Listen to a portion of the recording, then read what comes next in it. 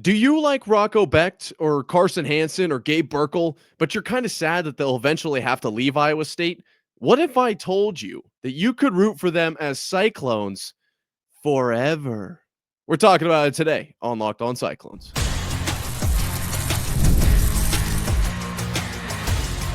You are Locked On Cyclones, your daily podcast on the Iowa State Cyclones, part of the Locked On Podcast Network. Your team every day. Welcome into Locked On Cyclones, part of the Locked On Podcast Network, your team every day. Shout out to you for being here every single day, making this your first watch or listen of the day. I appreciate it more than you know. Wherever you're watching or listening, be sure to subscribe so we can prove once and for all that it is, in fact, a Cyclone state.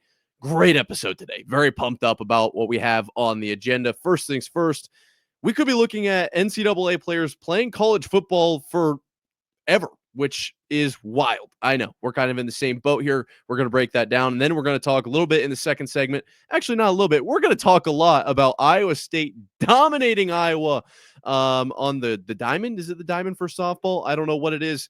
I guess maybe lingo wise, but either way, Iowa State starting to run away with that Cyhawk kind of back and forth there. And then finally, in the third segment, we're going to talk about Chase Sowell and his number decision and how it's really actually very cool. So stick around for that.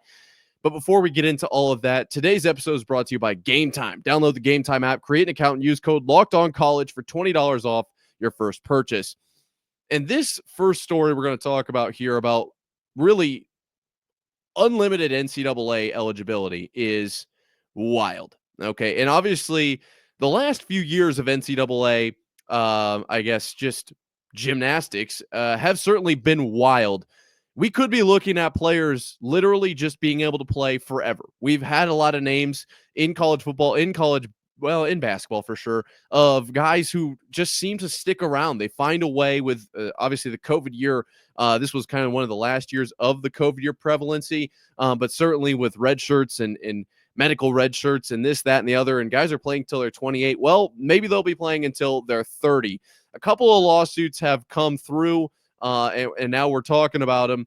Well, let's just break them down right here, right now. 3 former Duke football players and 1 former UNC player they're seeking an extra year of eligibility from the NCAA in separate lawsuits. So 2 separate lawsuits, and this is wild. Essentially, what they're doing is saying that their playing careers were derailed by injuries, ailments, and personal difficulties, and that it's kind of taking away from their potential earnings with this whole new NIL deal. Now, this is kind of important that they're targeting this framework because we all kind of know how the NCAA fares in the courtroom up until this point. And one kind of case that I don't know the name of the case, but one kind of particular case I'd like to point towards is the transfer situation, where essentially what I gathered from it was that these players are like, hey, you got to let us transfer because you're taking away an opportunity for me to make money over there. If they're offering me $1 million and the school I'm at right now is only offering me $100,000, you need to allow me that opportunity to go make that money. And obviously we've seen what the transfer portal has been. And so for these players to take this angle of like, look, we have money on the table that we just can't get to because of this eligibility rule. Let us play. Like, okay, well, we've seen this. This is a weird comparison, but we've seen this with the college football playoff. It was 4 teams. Now we moved it to 12. And guess what? It'll be 14 before we know it. Then it'll be 16. Then it'll be 20. And next thing you know, we're looking at I don't know what that. You'd have to start it early. So it'd be like October Madness, right? It's essentially the football version of basketball. 68 teams get into the playoff and you play like 4 regular season games. I'm not saying that's what's going to happen, but I wouldn't rule it out. And so I'm saying this, if you add an extra year of eligibility, like in this context, then what is the limit and who gets the extra year of eligibility? And well, really the question for me is what is the limit? Because I can make more money next year. I can make more money. You finish that year. I can make more money next year. The argument that they're kind of making here is like, they are not quite like that pro level yet, so they can't make money now after college for their sport, but they could make it in college. They could. Right now, the rule is you get 5 years basically, or however it's gosh, I forget how they exactly framed it. I know I looked into it because I thought that I was going to be able to potentially play, and then did not get that. But basically, it's a 5-year rule. You get like 4 years of eligibility in 5 years, I believe, is how it's broken down. Um, Obviously, with like red shirts and stuff like that, those are going to play a role there. And so the NCAA seems to be standing kind of by that, like of their eligibility rules that are currently set. Will be interesting to see how the actual lawsuit plays out. This was another lawsuit that was filed, similar kind of vibe here. NC State football player seeking to play another year and sues the NCAA in the latest eligibility deal here. Not the latest anymore. Sorry, I was just reading that headline. And so I don't know if there's a lot of leverage here for these players. And some of the players, obviously, Ryan Smith, Trayshawn Devones, plaintiffs in one suit. You got Cam Bergeron and J.J. Jones from UNC, the first three being from Duke. They're all literally kind of saying the same thing, just filed in different cases here. I don't know if this is going to go through or not. I don't know. But how sweet would it be for Iowa State? Because Iowa State doesn't get a whole lot of guys who are super pro ready. There are some, yes, and the Cyclones in the NFL portion of the Jack Trice experience on Saturdays is amazing, right? To see Charlie Kohler, to see Breece Hall, the pop from Brock Purdy being on the screen, it's second to none. It is. It's really, really cool. But that segment doesn't last that long. If Alabama were to do the same timestamp per player, it would look a lot different, right? If Georgia or trying to think of like maybe Clemson at this point, obviously with their run kind of in the mid 2010s, late 2010s, I suppose, they would have a lot of players. And so you see a lot of these guys that transition from these high level schools. Of course, there's Big Ten schools and whatever. I just threw a couple off the top of my head. My point being that Iowa State has guys that go to the NFL, certainly. And we'll probably have a couple in maybe the first round of this year's draft. And then next year, I think Rocco is definitely kind of on that trajectory, at least where he ranks in the NCAA right now. And if he only takes a step forward, we're looking at potentially, I would not be surprised if he is the second quarterback off the board, or maybe even the first. I won't put any caps on it. Rocco is a great quarterback, has a little bit of a ways to go, certainly. But it kind of depends on the draft class you're into. Nonetheless, my point being, I think the majority of Iowa State players are guys that come in hardworking. They do their kind of their thing for the couple of years of eligibility they have, and then they kind of ride off into the sunset as far as Cyclone legends, but not necessarily making the jump to the NFL. What if we could be looking at like, I don't know. I don't want to say any names here, actually, because I don't want to make it seem like this guy can't go to the NFL, right? Every Cyclone can go to the NFL. I know that. Let's just say player X, guy with an X factor for Iowa State, really solid, but isn't quite able to get to the NFL. Maybe he's too small. Maybe which we're seeing smaller transition in the NFL anyway, but maybe he's just not quite fast enough or can't jump quite high enough, but he's really solid for Iowa State. He really is. Now, does Iowa State have the market to sustain this guy? That's a question in and of itself, but let's just play this little game. Could he play 10 years for Iowa State? Because he never quite gets into that, like, yep, we'll take you as the last pick of the draft, or yep, you're a good, kind of preferred walk-on for the NFL. That's not the term, but you know what I mean, kind of carrying that over. We'll give you a shot at the roster. You earn your spot. If he's never in that situation, he plays 10 years. This dude's really good at football by then. Iowa State powerhouse? I don't know, because you're probably going to be facing that across the entire NCAA. A lot of guys with that potential, of never quite getting over that boundary, because it is like the 0.1 of the 0.1 of the 0.1% that go to the NFL. And so it's very difficult. So what is the number of guys who get this extra eligibility? What is the number of years that these players get? Do you get one extra year? What is the circumstances you have to be in to earn this year? The reason I go into all of this is because I'm not putting it past, like, this could happen. This could. It seems like anything could happen right now. Like, legitimately anything you could possibly think of. I bet this was not on your bingo card for 2025. I bet it wasn't.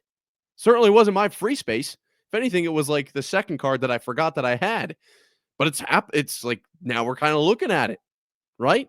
And now, next thing you know, it's like, well, actually, I don't even want to theorize because I literally don't even know what it would be. It would be like, how where do you go from here? I don't know. Nonetheless, really cool kind of circumstance here. I'm very interested to see how this plays out and how would Iowa State kind of be impacted by this. I don't know, but I do know Iowa State making a big impact just in winning. We might be looking at a legitimate, actual, very, very good softball team. Like, actually. Stick around to hear why coming up right after this.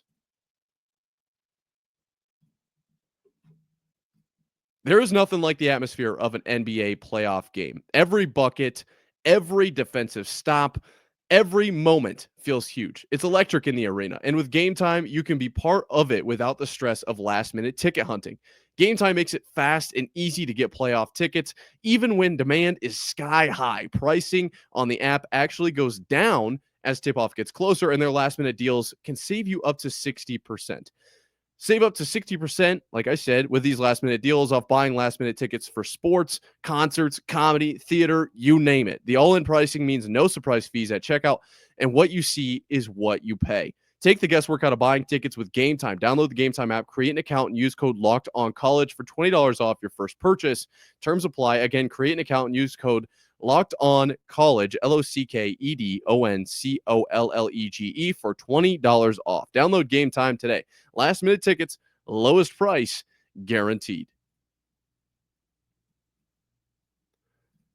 So the Cyclones being really, really good is not a shock to you, not a shock to me, but certainly something that not a lot of people talk about. And I know that there's a town about 120 miles east of Ames. I don't know what the exact mileage is. Probably depends on if you take 80 or not. Of here that they probably don't speak too highly of the Cyclones, but they're going to have to start. I think they certainly are. You're here with Locked On Cyclones, part of Locked On Podcast Network, your team every day. And ladies and gentlemen, it is time to talk a little bit about the Cyclones dominating the Hawkeyes in softball. Now, of course, there is a little bit of history of the Cyclones just dominating the Hawkeyes in softball. We could dive into that. We certainly could. I know I would feel good about it. I'm sure you would feel good about it. But at the end of the day, we got it done. Let's move on. Okay. I kind of just wanted to take this time to talk a little bit about the team as a whole. I know I mentioned it yesterday, but this kind of sparked a few other talking points. And so I think it's worth kind of just chatting about a little bit. You want to sit down, have a little chat about this Cyclone softball team that could be legitimately very good, like good, like really good. That could be a thing. Very much could be. Obviously, the win over the Hawkeyes, very cool. Getting it done in Ames as well. Just a couple of points, I suppose. Obviously, a big inning in the fourth for the Cyclones when the Cyclones put up, I believe it was 5 runs. 5 runs, I think, is what it was to push it to 6-1. And I mean, what are you going to do if you're the Hawkeyes there? What are you going to do? You just kind of got to deal with that. You got to live with it a little bit, try to make a run. I think they played 6 runs in the fourth is what I'm seeing here. Nonetheless, a lot of runs. Okay. And this Cyclones team, obviously, not a lot of people talk about it, like the softball team. They just don't, myself included. And it's probably because we haven't seen a ton of success. As I mentioned yesterday, the win over Oklahoma State broke their single season conference game win record, winning 9 games. And so not necessarily like wild numbers here, but this win over, obviously the win over of Oklahoma State, getting their win conference total to 9, and then this win over Iowa, not only pushing the tally in the Cyhawk series, not just the football Cyhawk or the basketball Cyhawk, but the total Cyhawk series to 14-10. Yeah, we had it wrapped up, yes, but also now gaps a little further. It is becoming more and more of a Cyclone state as you hit subscribe down below to just further that point. This Cyclones team could be legitimately really solid. There's a couple players that are earning awards. Okay, we got Sydney Mallett and Lauren Sherman earning Big 12 Player of the Week and Big 12 Pitcher of the Week. And Sherman showed out as the pitcher against Iowa. Obviously, this most recent game that we're kind of bouncing in and out of. I'm not trying to make this segment just about this game, but Sherman started the game and also entered the game. And now has, obviously gotten this win. There were a couple other pitchers in there, Abby Hun and Jaden Ralston, both pitched a couple of games in there, or innings, kind of a third of an inning and just over an inning. So still not super familiar with the way softball works, but that is what I'm looking at here. And Ralston now moves to the single season high for wins. That's awesome. We're seeing just a lot of winning from this team, which is, kind of the Cyclone way a little bit at this point. But there are some names that we should maybe get familiar with, because I legitimately I think this team could make noise. Maybe that'd be pretty cool. We get some spring Iowa State legitimate. Hey, look at them! They obviously ranked win over Oklahoma State. And Iowa not necessarily the best, but hey, that's another win added to the resume there. This is a very young team. A team that lost, I believe it was 11 seniors last year, and now only has 2. So quite a few juniors, freshmen, sophomores in here for this team. Just a couple of team leaders, and kind of just general offensive dogs. Angelina Allen has the most walks on the team. Probably a lot of people look at that and say, what does that even mean? Getting on base. And what does getting on base mean? You're closer to scoring, right? You got to get on base to score. So that is obviously worth something. Sydney Mallett, obviously I mentioned as that Big 12 Player of the Week, leads the team in home runs and RBI. And then Tatum Johnson leads the team in OPS with a 1.007. Now, Sherman, that Big 12 Pitcher of the Week, leads the team in a team low ERA of 2.86. Now, if my math is correct, ERA stands for estimated runs allowed. I think that's exactly what it means. I don't know. For some reason, that definition I just got does not mean, it's not related to softball. So if I'm wrong, let me know in the comments down below. And if that's the case, 2.86, hey, that's like when you teach a kindergartner how to count, you go 1, 2, 3, right? That's kind of the cutoff point for kids that age. This is right in that kindergartner counting ability range. You don't have to get to 3 even. That's a pretty good number, I feel like, just based on that metric. I don't know. What do I know? To be be completely honest. But some freshmen on the offensive side of the ball to look out for: Jesse Clemens and Serenity Trice lead the team in batting average at 384. Clemens leads the team, in a 384 batting average there. She's got 48 hits and 11 doubles. And then that Serenity Trice, like I mentioned, leads the squad in runs, 36. She has 14 stolen bases, and is right behind Clemens on batting average and hits. So could we be looking at a really solid Cyclones team here? I think so. If you haven't, you should go look at their schedule. I think they played 28 games in a row, either on the road or at a neutral site. It was 7 weeks or something like that.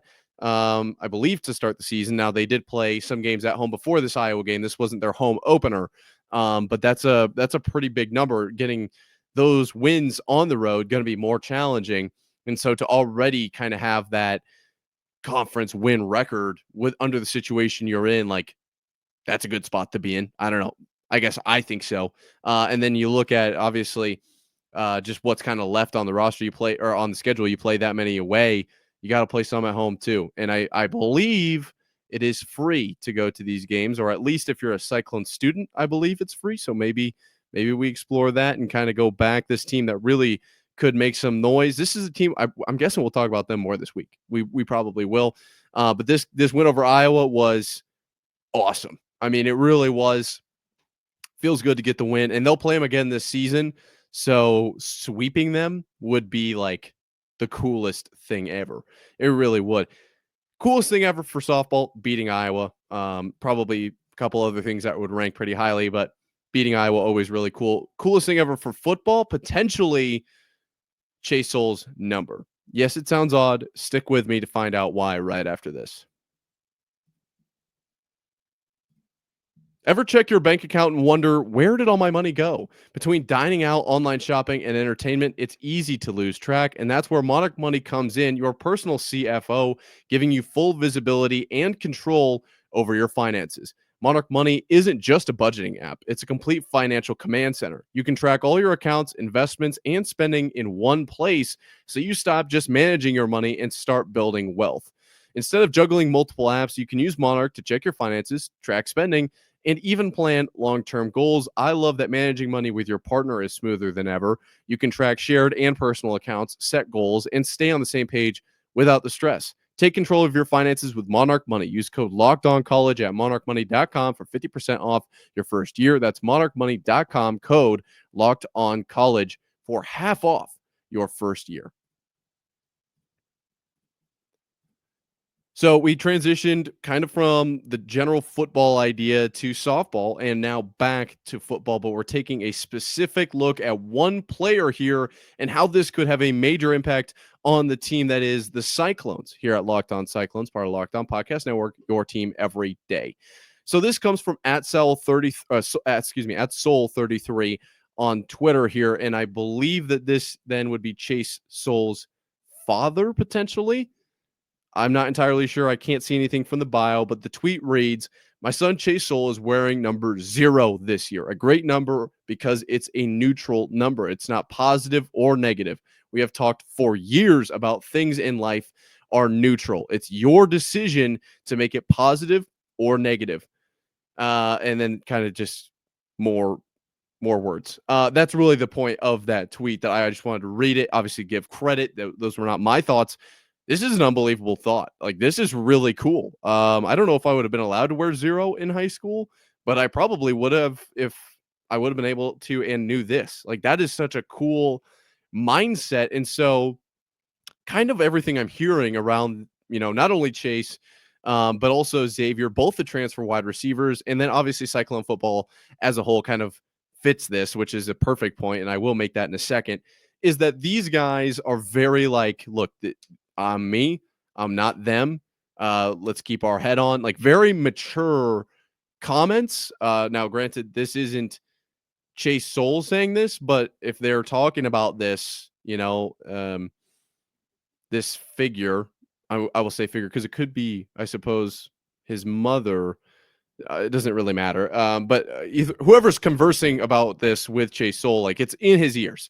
And so, like, you keep your head on, you stay level, you do your thing, you react how you're going to, things are going to happen. Like, I love that mindset. And like I said, obviously, with like, that's kind of how Cyclone football is a little bit. Like, they fit the system perfectly. They absolutely do. This mindset is what kind of Cyclone football is all about. And so we talked a little bit about, like, could Iowa State target Nico Iamaleava?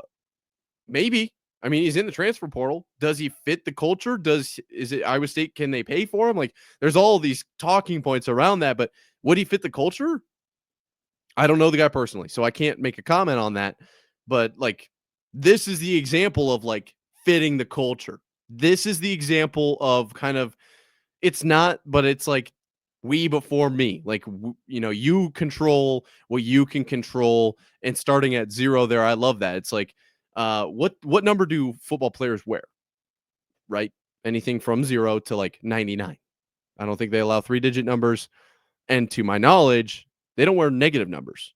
So he's a 0, and he's like, I could go up or down from here. I can have a positive response or I can have a negative response. And then he's surrounded by all these positive numbers and also positive people, but just the fact that literally every number he's seeing when he's out on the field is also a positive number. He looks over to Rocco, positive number. Looks over to the line, positive number. Looks over at the bench, the guys that aren't in right now, but are certainly cheering them on, positive number, positive number, positive number.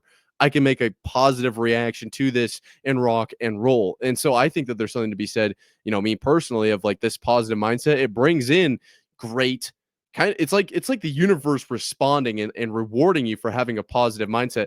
One example would be like golf, like just having a positive mindset in golf. It feels like the ball bounces your way more. If Chase Sowell can keep this positive mindset of like, I'm a 0, everyone around me is a positive number, I'm going to have a positive response, boom, ball bounces his way, almost like a Jermaine Kearse in the Super Bowl against the Patriots. Like, don't know how he caught that ball, just got really lucky kind of with the bounces.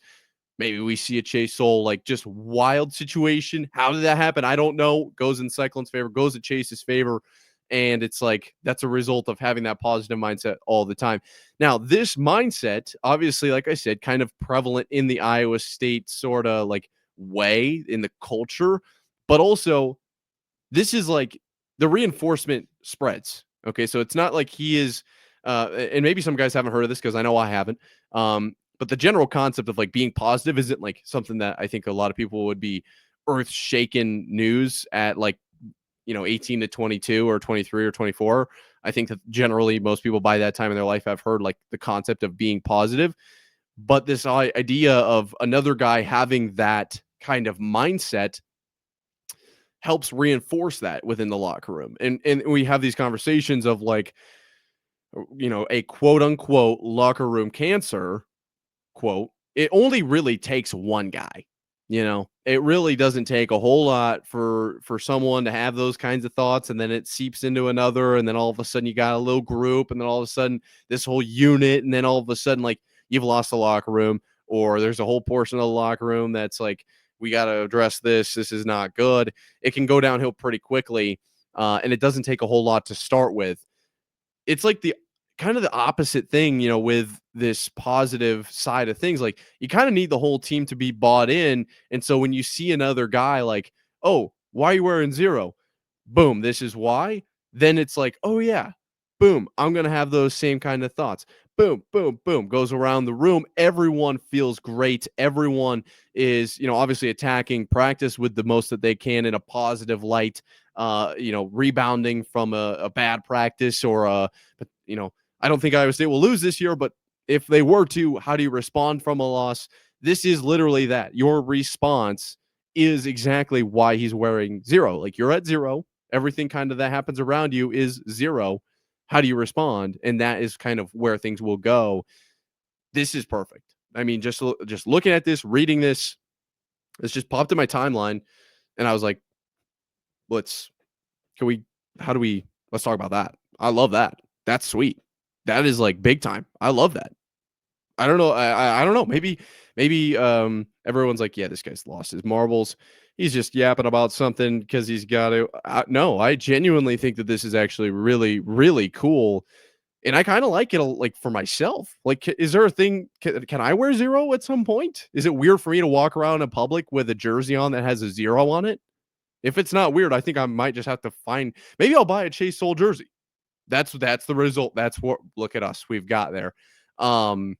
Just because the concept is like so cool, and the impact that will have, I think, on not only Mr. Sowell, but the wide receiver room, the offense, the team as a whole. And then that spreads to Iowa State athletics as a whole, because believe it or not, football, kind of a big deal at a school like Iowa State. Kind of obviously football, basketball, we have that conversation, but football is in the fall, and they're not playing basketball games in the fall. A lot of people go to these games. A lot of people feel the impact of the wins or the losses or whatever the case might be. And how does the team respond? And I think that kind of drives, I would say, even like the school year. Like, just how does everything following football, the first thing of the year, how does that go? I think this is a big deal. Just, is it super small? Potentially. Let's not blow this out of proportion to the point of this is the biggest deal ever. I'm not saying that, but I think it's a big deal. So shout out to this decision for that reason. I think that's really, really neat. Your decision to hit subscribe down below to prove that it's a Cyclone state, also really neat. Certified. I myself, by me. Shout out to you for doing that. Until next time, Cyclone fans. Sayonara.